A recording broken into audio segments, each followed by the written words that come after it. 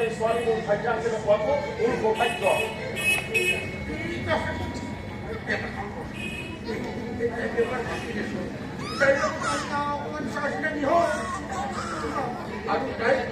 মোৰ দুটামান প্ৰশ্ন সুধিব লগা আছে। আপোনাৰ যি সুধিব লগা আছে মোকেই সোধক দায়িত্ব, সকলো প্ৰশ্নৰ উত্তৰ মই দিম।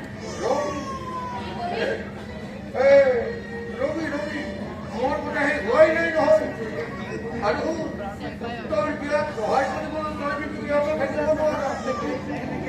তাই তেনে কোনো প্ৰশ্নৰ উত্তৰ দিব নোৱাৰে নেকি? আপুনি যি ভাল লাগে কৰক।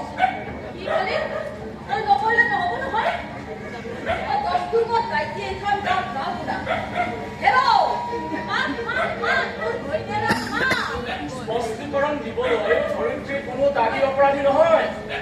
মই জনাত উপযুক্ত বয়সত ল'ৰা ছোৱালীয়ে বিয়া কৰাটো অপৰাধ হ'ব নোৱাৰে। মই ভিতৰৰ পৰা সকলোবোৰ কথাই শুনিছো, গতিকে দায়িত্বীৰ সকলোবোৰ প্ৰশ্নৰ উত্তৰ ইয়াত মই প্ৰস্তুত কৰি পাব আৰু উচিত বুলিও ভাবো। কিন্তু ধৰিত্ৰী চোৱা, তুমি ভালদৰে জানা যে মই এজনী স্পষ্টবাদী আৰু সমাজপ্ৰিয় ছোৱালী। গতিকে সমাজৰ পৰা এখৰীয়া হৈ মই ল'ৰাসকলে জীয়াই থাকিব নোৱাৰো। মোক সমাজ লাগিব। তুমি ভিতৰলৈ যোৱা।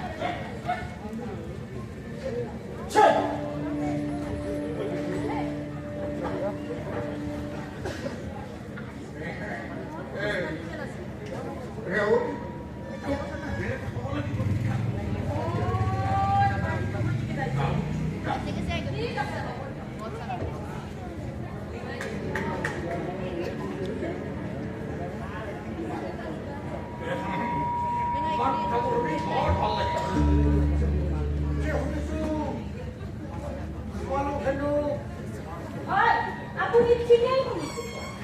মানুহে আমাক তেনেকৈয়ে ভাবে, কিন্তু চৰকাৰী চাকৰিৰ লালসাত ডুপ্লিকেট জাতিগত প্ৰমাণ পত্ৰ বিচাৰি অফিচৰ দুৱাৰে দুৱাৰে ঘূৰিবলৈ সংকোচ নকৰে।